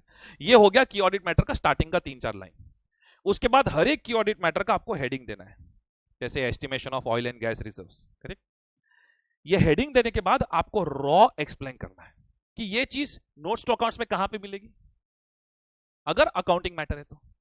देन इसके लिए आपने कौन सी ऑडिट प्रोसीजर्स परफॉर्म की, एंड आपको क्यों लग रहा है, why do you think it is matter of utmost significance. तो ऐसे ड्राफ्टिंग होता है की ऑडिट मैटर का। ऑलराइट ऑलराइट ऑलराइट, अब जो मैं बताने वाला हूं वो बहुत ही सेंसिटिव है for final CA case studies. मैं ऐसे क्यों पढ़ाता हूं यार, पहले qualified adverse disclaimer of opinion, फिर एम्फेसिस मैटर, अदर मैटर, फिर मैं की ऑडिट मैटर का कंसेप्ट लेता हूं, सो दैट मैं की ऑडिट मैटर को पहले आपने जो पढ़ा उसके साथ कंपेयर कर सकूं। अब मैं पढ़ाने वाला हूं की audit matter versus other paragraphs. मुझे एक बात बताइए, अगर आप रिलायंस इंडस्ट्रीज लिमिटेड का ऑडिट कर रहे हो एंड अगर ओवर वैल्यूएशन ऑफ इन्वेंट्री हुआ है, तो डोंट यू थिंक कि रिलायंस इंडस्ट्रीज लिमिटेड की ऑडिट कमेटी वगैरह ये सब जगह पे मैटर डिस्कस हुआ होगा, यस और नो सर? यस। एंड अगर ओवर वैल्यूएशन ऑफ इन्वेंट्री हुआ है तो ऑब्वियसली इसकी वजह से आप क्वालिफाइड ओपिनियन या एडवर्स ओपिनियन जो भी है वो देने तो वाले हो, यस यस।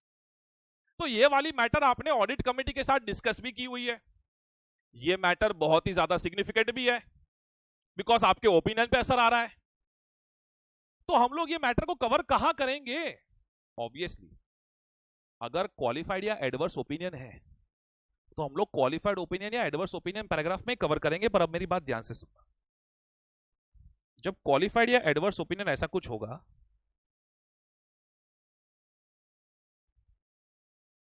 तो हम लोग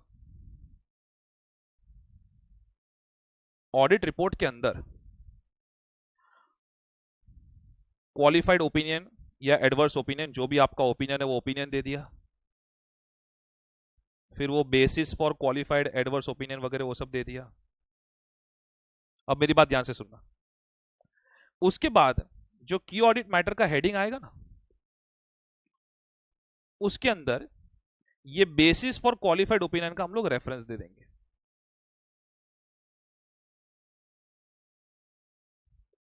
कैसे लिखेंगे पता है, in addition to the matters explained in basis for qualified और adverse opinion following are other key audit matters. Because हम ये डिनाई नहीं कर सकते कि ये मैटर्स भी की ऑडिट मैटर्स तो है। ऑलराइट, इसलिए इस तरीके से इसको कवर करेंगे। ओके, सिमिलरली अगर समझो कारो 2020 में कोई चीज कवर हो रही है तो कारो में लिखी जाती है, लेकिन उसका एक रेफरेंस यहां पे दे सकते हैं। ऐसे जो जो चीजें स्पेसिफिक मैटर्स के अंदर कवर हो रही है, स्पेसिफिक पैराग्राफ के अंदर कवर हो रही है, वहां पे लिखते हैं, लेकिन उसका एक रेफरेंस यहां पे हम लोग लिख देते हैं। लेकिन मेरी बात सुनना, जब की audit matter versus disclaimer of opinion है, अगर डिस्क्लेमर ऑफ ओपिनियन दिया है तो आईसीआई ने क्लियरली बोला है इन सच ऑडिट रिपोर्ट, अगर लिस्टेड एंटिटी भी है तो भी in such audit report there will be no key audit matters. ऐसी ऑडिट रिपोर्ट के अंदर की ऑडिट मैटर का पैराग्राफ जाएगा ही नहीं, जाएगा ही नहीं, जाएगा ही नहीं। ऑलराइट, फिर मेरी बात सुनो, जब मैं की ऑडिट मैटर या emphasis of matter other matter की बात करता हूं, भाई बात बहुत सिंपल है, ज्यादा कॉम्प्लिकेट मत करना खुद को। Estimation of oil and gas reserves, Reliance Industries limited में ये नोट्स टू अकाउंट्स में एक्सप्लेन किया है, फिर भी इन्होंने, ये एक अकाउंटिंग मैटर है, अकाउंट्स का मैटर है, फिर भी रिलायंस के ऑडिटर ने उसको की ऑडिट मैटर में क्यों डाला है, क्यों डाला है, क्यों डाला है? Because estimation of oil and gas reserves वो मेरे सिग्निफिकेंट रीत के अंदर आता है। It is a significant estimates with high uncertainty, ठीक है। एंड एम्फोसिस ऑफ मैटर में क्लियरली ये लिखा था कि अगर कोई मैटर की ऑडिट मैटर नहीं है तो ही एम्फोसिस ऑफ मैटर में आएगा। सिमिलरली अदर मैटर में भी लिखा था।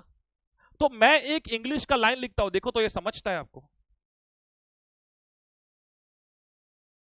If a matter is not a key audit matter, then अगर अकाउंटिंग मैटर है तो emphasis of matter paragraph,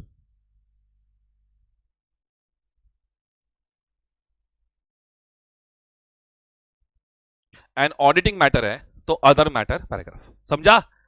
because की audit matter emphasis of matter other matter को सब्स्टिट्यूट कर सकता है, तो की ऑडिट मैटर को पहली प्रायोरिटी देंगे, अगर वो नहीं है तो ही फिर हम emphasis of matter other matter के बारे में हम सोचेंगे। ओके, अब सुनना भाई, आप अगर की ऑडिट मैटर लिखते हो, रिलायंस का मैनेजमेंट आपके पास आया, रिलायंस का सीएफओ आपके पास आया, बोला अरे आप लिख रहे हो की ऑडिट मैटर, बढ़िया, चलो तो हम लोग नोट्स टू अकाउंट्स डिलीट कर देंगे, डिलीट कर दे, हम लोग कहा दो जगह लिखना है, तो सीएफओ को लाफा मारना पड़ेगा। सो की audit matter is not a substitute for disclosures in the financial statements. I repeat, key audit matter is not a substitute for disclosures in the financial statements. Second, key audit matter is not a substitute for modified opinion. ओ भाई साहब, अभी अभी आपको बताया मैंने, अगर qualified opinion adverse opinion है तो वो ओपिनियन पैराग्राफ के अंदर ही लिखते हैं, की ऑडिट मैटर उसको सब्स्टिट्यूट नहीं कर सकता। सो की audit matter is not a substitute for modified opinion.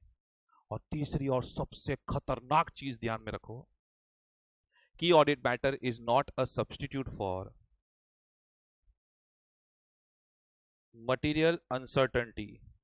ये मैंने कंसेप्ट अभी तक पढ़ाया नहीं है, मटेरियल मतलब रिवाइज नहीं करवाया, बच्चों को तो पढ़ा दिया लेक्चर्स में। Material uncertainty related to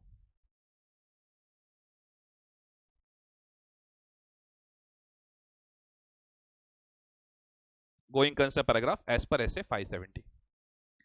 sir ये वाला कौन सा पैराग्राफ है? देखो बॉस, वो मैं ये लेक्चर में कवर नहीं कर पाऊंगा, वो एसए 570 के रिवीजन सेशन में, लेकिन मैंने सिर्फ क्या किया है बच्चों की मदद के लिए, बिकॉज अगर किसी को अभी इंस्टेंट रिवाइज करना हो तो मैंने गोइंग कंसर्न को लेकर एग्जैक्टली क्या क्या हो सकता है ऑडिट रिपोर्ट में, ऑलराइट, वो पूरा मैंने चार्ट्स यहाँ पे खाली ऐसे पेस्ट कर दिए है, जो मैं लेक्चर में लिखा था वो चार्ट्स यहाँ पे पेस्ट कर दिए।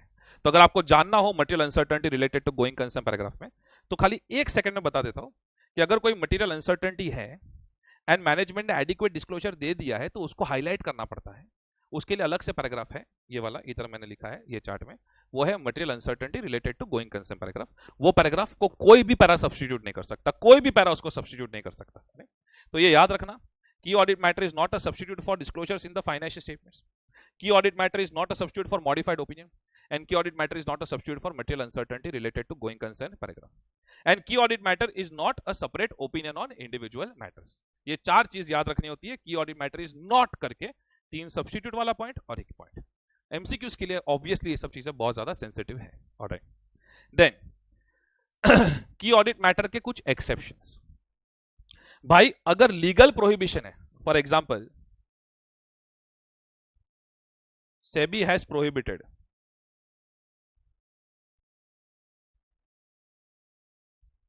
from disclosing a matter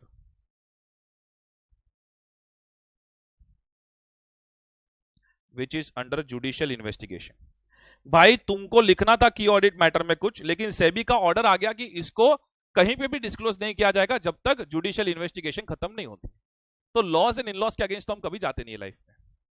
then ये वाला मैं खाली लिखा रहा हूं, एज सच आज तक इसके ऊपर क्वेश्चन आया नहीं है, और क्वेश्चन आएगा तो भी बहुत क्लियर क्वेश्चन आएगा। सेकंड वाला एक्सेप्शन बहुत ही अलग है, जरा ध्यान देना। अगर समझो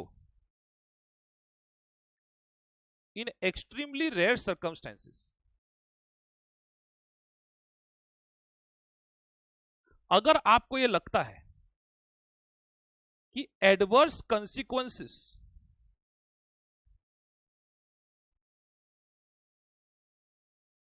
ऑफ कम्युनिकेटिंग की ऑडिट मैटर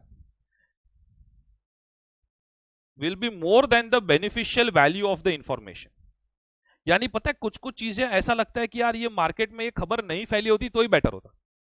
बिकॉज क्या होता है, ऑडिटर को भी आधी अधूरी चीजें पता होती है, और समझो ऑडिटर को पूरा पता नहीं है, और ऑडिटर को लग रहा है कि ये लिखने से मिसकम्युनिकेशन ज्यादा हो जाएगा, कम्युनिकेशन की जगह पे मिसअंडरस्टैंडिंग बढ़ जाएगा।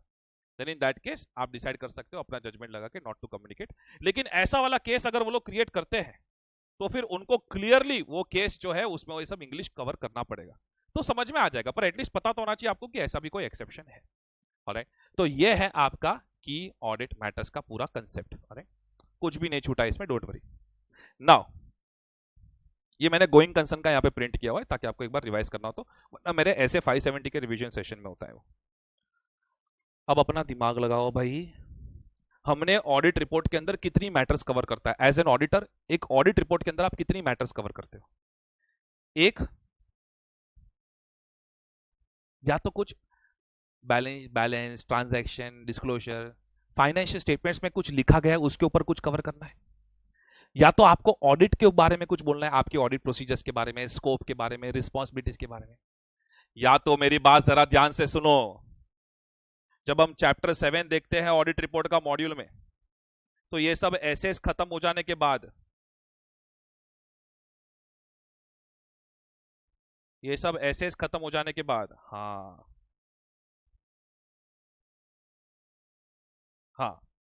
उन्होंने कुछ सेक्शंस दिए हैं। सेक्शन 143 सबसेक्शन 1, सेक्शन 143 सबसेक्शन 3, बहुत ही सेंसिटिव सबसेक्शन है ये। इसको हम लोग कहते हैं, मैं पूरा चैप्टर 7 इसमें नहीं कवर कर रहा हूं, 700 to 706, एक लास्ट में एक और सेशन होगा फॉर चैप्टर 7। इसको हम लोग कहते हैं स्टैट्यूटरी रिपोर्टिंग रिक्वायरमेंट्स। क्या कहते हैं? Statutory reporting requirements. लॉ ने जो सेक्शंस दिए हैं जिसके ऊपर हमें कवर कमेंट करना होता है। ऑलराइट, तो मैं क्या बोल रहा हूं, आप कितना भी माथा फोड़ लो ना, ऑडिट रिपोर्ट में तीन ही चीजें जाती है, या तो फाइनेंशियल स्टेटमेंट्स के बारे में कुछ लिखते हैं, या तो ऑडिट के बारे में कुछ लिखते हैं, या तो स्टैट्यूटरी रिपोर्टिंग रिक्वायरमेंट्स के बारे में लिखते हैं। अब ये मैंने जितनी भी चीजें आपको पढ़ाई वो सब कंपेयर करके यहां पे आता है। अगर स्टैट्यूटरी रिपोर्टिंग रिक्वायरमेंट्स यानी लॉ ने कुछ सेक्शन दिए जिसके ऊपर कमेंट करना है, भाई साहब उसके लिए अलग से पैराग्राफ है, और वो पैराग्राफ का नाम है report on other legal and regulatory requirements paragraph. Then अगर आपको आपकी ऑडिट प्रोसीजर्स या रिस्पॉन्सिबिलिटीज के बारे में लिखना है, लेट मी टेल यू, एक ऑडिटर्स रिस्पॉन्सिबिलिटीज पैराग्राफ नाम का एक पैराग्राफ है, ओके, जिसके अंदर 9 पॉइंट्स है। लेकिन प्रॉब्लम क्या है पता है, कि वो 9 पॉइंट्स को आप एडिट नहीं कर सकते, इसलिए अदर मैटर पैराग्राफ की जरूरत पड़ी। मेरी बात जरा ध्यान से सुनो, audit procedures and auditors responsibility को लेकर एक पैराग्राफ है, ऑडिटर्स रिस्पॉन्सिबिलिटी पैराग्राफ, लेकिन उसमें 9 पॉइंट्स है, वो 9 पॉइंट्स को आप एडिट नहीं कर सकते। तो जब आपको एडिशनल क्लैरिफिकेशन देना होता है तो आपको देखना पड़ेगा कहीं ये की ऑडिट मैटर में तो नहीं आ रहा है, बिकॉज डायरेक्ट अदर मैटर पे तो जंप नहीं कर सकते। इस SS701 एप्लीकेबल? Yes, no. अगर SS701 एप्लीकेबल ही नहीं है तो सीधा other matter paragraph, because audit के बारे में। अगर SS701 एप्लीकेबल है, देखो, is it a matter of utmost significance? रीत रीत रीत बताएगी आपको, कौन बताएगी रीत? तो key audit matter, no, then other matter paragraph, very simple. लेकिन सबसे ज्यादा मजा तो इंस्टीट्यूट को यहां पे आता है। अगर matter is related to matters presented और disclosed in the financial statements, तो सबसे पहले एज एन ऑडिटर आप क्या करोगे? अकाउंट्स वाली बातें है ये, तो सबसे पहले एविडेंस मिला है कि एविडेंस नहीं मिला है? एविडेंस मिला है, अगर एसीपीडी में गड़बड़ है तो क्वालिफाइड या एडवर्स ओपिनियन, एविडेंस नहीं मिला है तो क्वालिफाइड और डिस्क्लेमर ऑफ ओपिनियन। एंड अगर एसीपीडी में गड़बड़ है ही नहीं, एवरीथिंग इज ओके, फिर भी शायद अगर आपको एडिशनल एक्सप्लेनेशन देने हैं तो देखो ये 3 स्टार करके इधर दूसरा चार्ट बनाया। अगर एविडेंस मिला है एंड एसीपीडी सही है, यानी कि ऑडिट ओपिनियन पे कोई इंपैक्ट नहीं।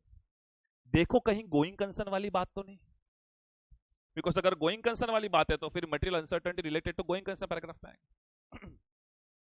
लेकिन अगर गोइंग कंसर्न वाली बात नहीं है तो देखो 701 एप्लीकेबल है क्या?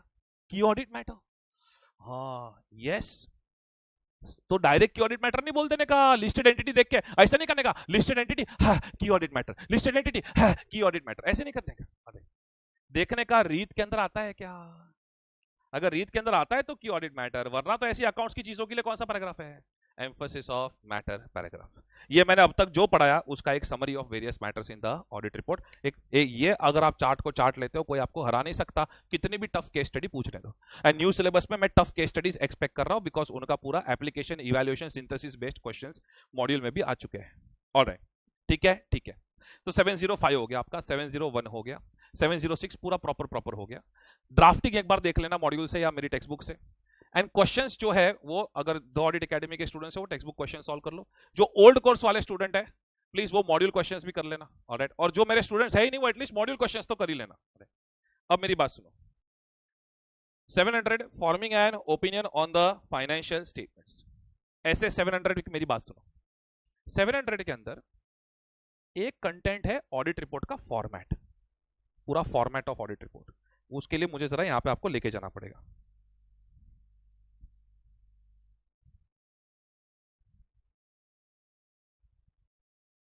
एक मिनट,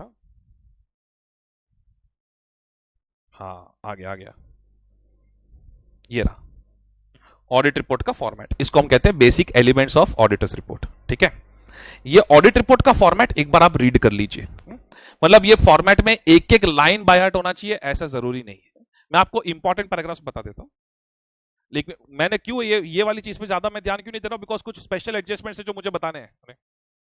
जो अपना ओपिनियन पैराग्राफ होता है उसका लाइन, ये वाला ओपिनियन पैराग्राफ का जो है वो point, then basis for opinion, ये दो अच्छे से रीड करो। देन गोइंग कंसर्न का तो यहां से कुछ पढ़ने की जरूरत नहीं, वो तो मेरी नोट्स में आ जाता है, ऐसे 570 में भी आ जाता है। ये इन्होंने वो क्या किया, अलग अलग ऐसे फिर से प्रिंट कर करके पेजेस बढ़ा दिए हैं। की ऑडिट मैटर्स का ड्राफ्टिंग आ गया। ये अदर इंफॉर्मेशन पैराग्राफ जो मेरे ऐसे 720 के रिवीजन वीडियो में है। देन मैनेजमेंट की responsibilities for the financial statements, that's okay. Auditors responsibility एक बार रीड करना चाहिए कि ये 9 पॉइंट्स है क्या। मैं आपको सच्ची बताऊं कभी रीड करना चाहिए, सारे एसएस का रिवीजन खत्म हो जाता है ना उसके बाद। ऐसा क्यों सर? अरे बिकॉज क्या होता है, ऑडिटर्स रिस्पॉन्सिबिलिटी पैराग्राफ के जो 9 पॉइंट्स है ना अलग अलग एसएस से थोड़ा थोड़ा कॉपी कर करके उन्होंने बनाया हुआ है। ऑलराइट, सो वैसे ऑडिटर्स रिस्पॉन्सिबिलिटी का पैराग्राफ है। देन आपका आता है हाँ, ये जो ऑडिटर्स रिस्पॉन्सिबिलिटी पैराग्राफ है ना उसका जो लोकेशन है, लोकेशन ये ध्यान से सुनो। ये जो ऑडिटर्स रिस्पॉन्सिबिलिटी पैराग्राफ होता है ना ऑडिट रिपोर्ट के अंदर, उसके 3 ऑप्शन है लोकेशन के।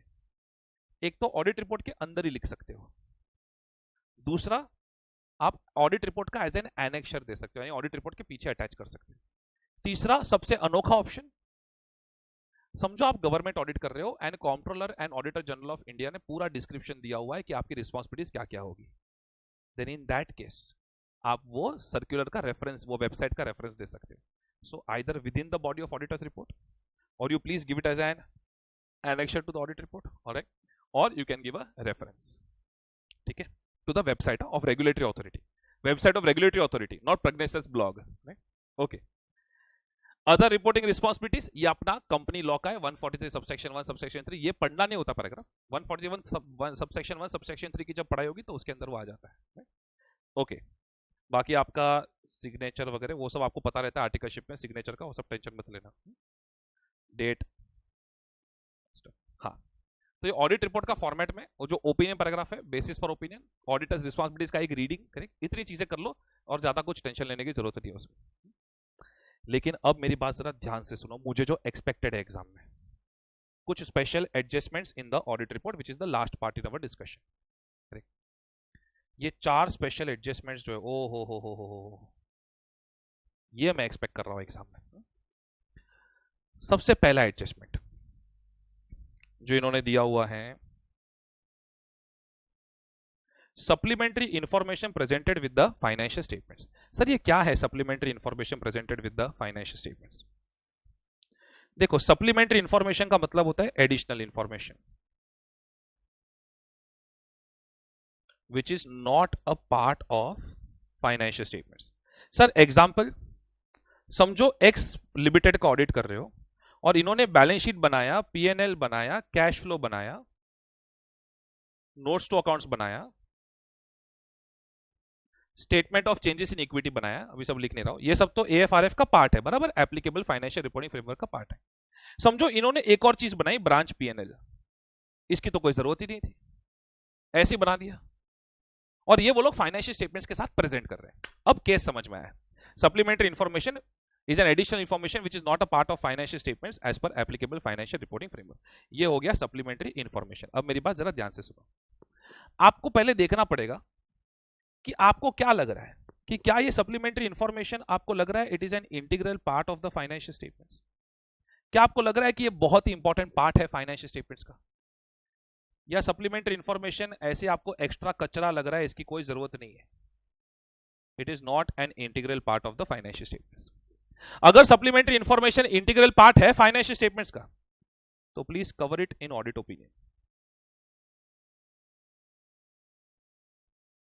लेकिन अगर सप्लीमेंट्री इंफॉर्मेशन इंटीग्रल पार्ट नहीं है फाइनेंशियल स्टेटमेंट्स का, then in that case obviously do not cover it in audit opinion. लेकिन मेरी बात और भी जरा ध्यान से सुनो, साला पता कैसे चलेगा इंटीग्रल पार्ट है फाइनेंशियल स्टेटमेंट्स का कि नहीं है? देखो भाई, वो तो थोड़ा जजमेंटल कॉल है, लेकिन हम लोग इतना सेव कर सकते हैं खुद को कि जब मैं मॉड्यूल पढ़ रहा था तो इन्होंने एग्जाम्पल दिए हुए हैं, ये देखो, हाँ, when notes to the financial statements include an explanation or reconciliation of the extent to which financial statements comply with another financial reporting framework, auditor may consider this to be supplementary information that cannot be clearly differentiated from the financial statement, and auditor's opinion will also cover the notes of supplementary schedule। ये क्या है सुनो, अगर India की subsidiary है, UK में parent entity है, तो इंडिया की सब्सिडरी ने क्या किया है, फाइनेंशियल स्टेटमेंट्स बनाए हैं और यूके की पेरेंट एंटिटी के लिए एक रिकंसिलेशन दिया है जो यूके के काम आएगा। तो वो रिकंसिलेशन एक बहुत ही इंपॉर्टेंट पार्ट माना जा सकता है फाइनेंशियल स्टेटमेंट्स का, ठीक है। लेकिन सर एग्जाम में, सर अगर एग्जाम में भाई अभी यही सेम एग्जांपल आ गया तो बोलोगे it is a part of the financial statements, alright, integral part of the financial statements. लेकिन मेरी बात जरा ध्यान से सुनो, जुलाई 21 में इसका क्वेश्चन आया था और उसमें क्लियरली हिंट दे दिया था कि auditor does not consider it to be a part of the financial statements. तो वो लोग हिंट दे देंगे, डोंट वरी अबाउट इट। चलो अभी आगे बढ़ते हैं। अगर integral part of the financial statements है तो cover it in audit opinion. If it is not an integral part of the financial statements then do not cover it in the audit opinion. लेकिन मैं audit opinion में cover नहीं कर रहा हूं, लेकिन मुझे एक सबसे इंपॉर्टेंट चीज क्या देखनी पड़ेगी पता है, कि मैनेजमेंट चालाकी नहीं करना चाहिए। Management should present such supplementary information in a manner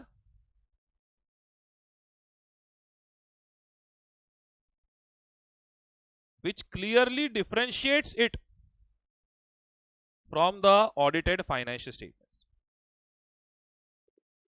अगर मैनेजमेंट ये स्टेप नहीं लेता है देन इन दैट केस मुझे ऑडिट रिपोर्ट में लिखना पड़ेगा कि भाई ये वाली सप्लीमेंट्री इंफॉर्मेशन को हम कवर नहीं कर रहे, क्लियरली लिखना पड़ेगा। तो ये वाला एक एडजस्टमेंट जबरदस्त एडजस्टमेंट है, alright. Then second, law versus SAs in audit report, ये वाला एडजस्टमेंट इन्होंने दिया है, ये रहा, law versus SAs in audit report. कभी कभी क्या होता है कि लॉ ने ऑडिट रिपोर्ट का पूरा फॉर्मेट दिया होता है, आई रिपीट, कभी कभी क्या होता है लॉ ने पूरा ऑडिट रिपोर्ट का फॉर्मेट दिया होता है, समझो कि लॉ ने जो फॉर्मेट दिया है, अगर वो ऑडिट रिपोर्ट की फॉर्मेट से, हमारे स्टैंडर्ड्स ऑडिटिंग की फॉर्मेट से एकदम अलग है और हमारे जो बेसिक पैराग्राफ्स है वो भी कवर नहीं हो रहे, तो आईसीआई कहता है देन इन दैट केस आप एसए स्टैंडर्ड्स ऑन ऑडिटिंग इसका रेफरेंस नहीं लिख सकते ऑडिट रिपोर्ट के अंदर। Audit has been conducted in accordance with SA, ऐसा नहीं लिख सकते। पर मेरी बात अभी ध्यान से सुनना, इसका इंग्लिश कैसा रखा है उन्होंने। आपको पता है जब मेरी वाइफ के पेरेंट्स जो है ना, वो मुझसे कुछ ऐसी चीज कहते हैं जो मुझे एक्सेप्टेबल नहीं है, तो मैं डायरेक्ट ना नहीं बोल पाता, लग जाते हैं मेरे। देन इन दैट केस मैं क्या करता हूं, मैं इस तरीके से ना बोलता हूं कि उनको लगे कि ऑलमोस्ट हाँ बोल दिया है पर ना बोल दिया है। आईसीआई ने ऐसा इंग्लिश यूज किया है। आईसीआई ने बोला है, देखना, if auditor is required by law or regulation applicable to the entity to use a specific layout or wording of auditor's report, अगर ऑडिट रिपोर्ट का फॉर्मेट लॉ ने दिया है तो ठीक है यार, तुम स्टैंडर्ड्स का रेफरेंस लिख सकते हो। हाँ, कुछ लड़कियां भी पता है लड़कों को ऐसे ना बोलती है जैसे लगता है कि हाँ ही बोल दी। बोला आप स्टैंडर्ड्स का रेफरेंस लिख सकते हो only if report includes at a minimum each of the following elements. अब ये जब पढ़ोगे ना 1 2 3 4 5 6 7 8 9 10 11 12 13, तो ऑलमोस्ट पूरा ऑडिट रिपोर्ट का फॉर्मेट कवर कर लिया। बोलता है अगर ये सब कवर हो रहा है, लॉ ने जो ऑडिट रिपोर्ट दी है उसमें अगर ये सब कवर हो रहा है तो ठीक है, तो आप ऐसे का रेफरेंस लिख सकते हो। इसका उल्टा क्या हुआ, अगर इसमें से कुछ भी कवर नहीं हो रहा है तो आप ऐसे का रेफरेंस नहीं लिख सकते। Am I clear with this? Yes sir, yes sir। इस तरीके से ना बोला है, ऐसे ना बोला है कि ऑलमोस्ट हाँ लग रहा है पर ना है। ओके, मैंने बोला ना ये मुझे डायरेक्ट मॉड्यूल से दिखाने पड़ेंगे पॉइंट्स, तो ये आपका पॉइंट हो गया। देन ये भाई ये मॉड्यूल से पढ़ना, मॉड्यूल यानी टेक्स्ट बुक, मेरी टेक्स्ट बुक है तो उसमें भी है। अब international SAs plus Indian SAs ये क्या है, समझो। अच्छा, वो मुंबई अहमदाबाद बुलेट ट्रेन बन रहा है तो उसमें जापान का गवर्नमेंट इन्वॉल्व है और इंडियन गवर्नमेंट भी इन्वॉल्व है। समझो वो बुलेट ट्रेन के एक्सपेंसेस का ऑडिट आपको मिला है, वो फाइनेंशियल्स का ऑडिट आपको मिला है, देन इन दैट केस आपको इंटरनेशनल स्टैंडर्ड्स भी यूज करने पड़ेंगे और इंडियन स्टैंडर्ड्स भी यूज करने पड़ेंगे। ओह, तो ऐसी चीजों में जब आप ऑडिट रिपोर्ट बनाते हो तो आप international standards plus Indian standards दोनों का रेफरेंस लिखो, कोई प्रॉब्लम नहीं। ओनली इफ ऐसी ऑडिट रिपोर्ट में भी ये सारी चीजें तो कवर होनी ही चाहिए, एंड जो हमारे बेसिक कंसेप्ट्स है opinion, emphasis of matter, other matter, ये सब में कोई कॉन्फ्लिक्ट नहीं होना चाहिए। अच्छा, मैं फ्रैंकली आपको एक बात बोलूं, एक्चुअली कोई प्रॉब्लम है ही नहीं।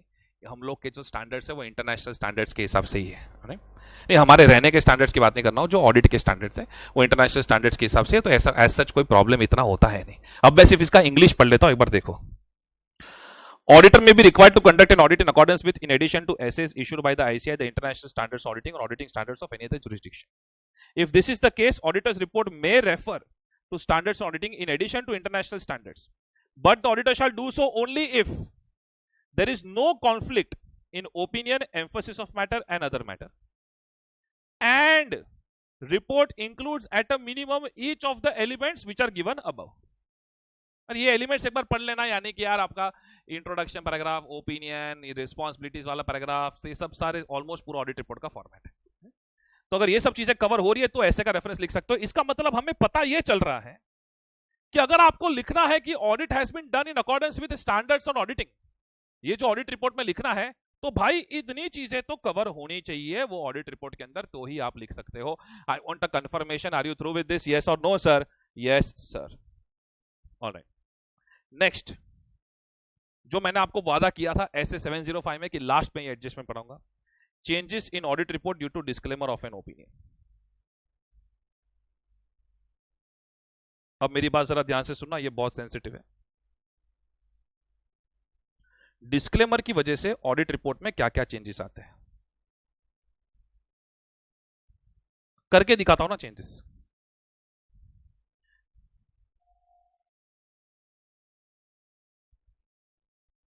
ओके, ये समझो ये है आपका,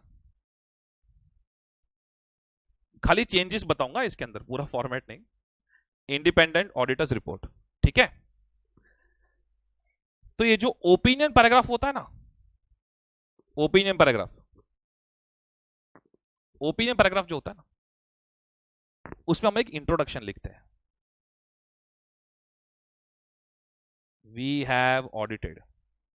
अच्छा, ओपिनियन की जगह डिस्क्लेमर ऑफ ओपिनियन ऐसा टाइटल होगा, we have audited financial statements of so and so company for the. अब सुनो, ये जो वी हैव ऑडिटेड है ना, इसकी जगह पे आ जाएगा we have been engage to audit, कि हमें एंगेज तो किया गया था to audit the financial statements. Because अगर हम वी हैव ऑडिटेड लिखते हैं तो डिस्क्लेमर का मतलब क्या, we are unable to form an opinion, तो साला वी हैव ऑडिटेड कैसे लिखेंगे? तो डिस्क्लेमर में क्या होता है, पहले इंट्रोडक्शन हम लोग ऐसा लिखते हैं, we have been engage to audit, फिर जो ओपिनियन होता है उसमें हम लोग लिखते हैं we are unable to form an opinion, ऐसा करके। ठीक है, yes sir, yes sir, yes sir. Then ये हो गया आपका ओपिनियन पैराग्राफ को लेकर। देन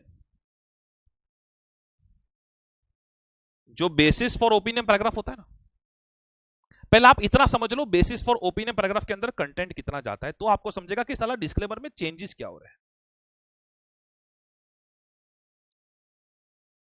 बेसिस फॉर ओपिनियन के अंदर टोटल 5 पॉइंट्स जाते हैं। एक होता है रेफरेंस टू एसेस, कि हमने एसेस के हिसाब से ऑडिट किया है। दूसरा होता है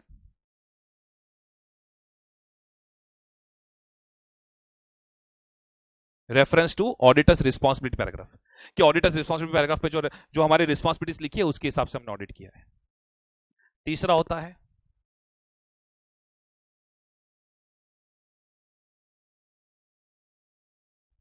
प्रोफेशनल एथिक्स का chapter, reference to code of ethics issued by the ICAI वगैरह। चौथा होता है कि हमारे पास जो एविडेंस अवेलेबल है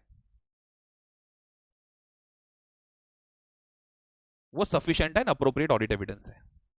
एंड पांचवा होता है जो हम लोग रीजंस लिखते हैं फॉर मॉडिफाइंग द ओपिनियन। ये डिस्क्लेमर में ये सब कुछ लिखना ऐसा नहीं बोल रहा, मैं बोल रहा हूं नॉर्मली क्या जाता है बेसिस फॉर ओपिनियन के अंदर। अब डिस्क्लेमर में क्या होगा, ये वाला जो लाइन है वो ओमिट हो जाएगा, ये वाला जाएगा, ये वाला जाएगा, ये वाला लाइन ओमिट हो जाएगा, और ये तो लिखना ही पड़ेगा रीजंस। तो 2 पॉइंट्स ओमिट हो जाते हैं when it comes to basis for opinion, 2 points omit हो जाते हैं when it comes to basis for opinion। yes sir, yes sir, yes sir। then की ऑडिट मैटर्स जाएगा ही नहीं जब डिस्क्लेमर होगा तभी। फिर मेरी बात सुनो, जो आपका ऑडिटर्स रिस्पॉन्सिबिलिटी पैराग्राफ होता है ना,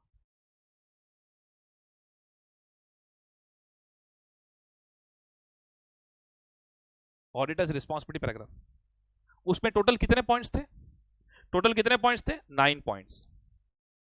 वो 9 पॉइंट्स की जगह पे सिर्फ 3 पॉइंट्स जाएंगे, वो 9 पॉइंट्स की जगह पे सिर्फ 3 पॉइंट्स जाएंगे। और कौन से पॉइंट्स जाएंगे, फर्स्ट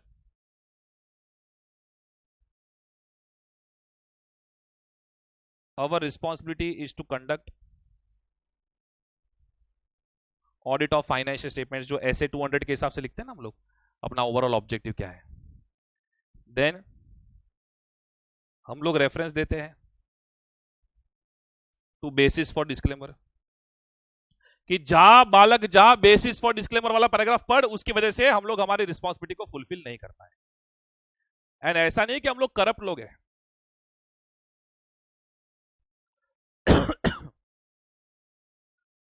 हमने हमारी एथिकल रिक्वायरमेंट्स को फुलफिल किया है, we have complied with our ethics.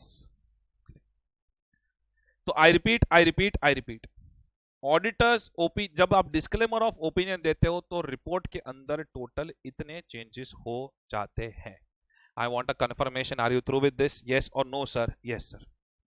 तो 700 से लेकर 706 का आपका मटेरियल रिवीजन हो गया। अब मेरी बात वापस जरा ध्यान से सुन लो, मैंने नोट्स में जितने पॉइंट्स कवर किए उतने पॉइंट्स क्लियर होने चाहिए, चाहे अगर आप मेरे स्टूडेंट्स हो तो मेरे मटेरियल से, चाहे किसी और के स्टूडेंट हो तो उनके मटेरियल से। और एक मटेरियल वैसे तो स्टैंडर्ड ही होते हैं, या तो कहीं के भी अगर आप स्टूडेंट नहीं हो तो फिर आप स्टूडेंट तो हो तो मॉड्यूल से करो, लेकिन जितनी चीजें मैंने कवर करवाई है उतनी चीजें तो एटलीस्ट क्लियर होनी चाहिए।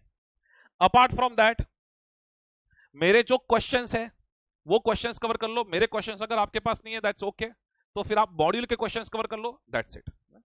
इसके बियॉन्ड ज्यादा दिमाग चलाना नहीं है, सब कंसेप्ट क्लियर होने चाहिए, सारा ड्राफ्टिंग क्लियर होना चाहिए, that's it. Okay, thank you so much, will continue in the next session.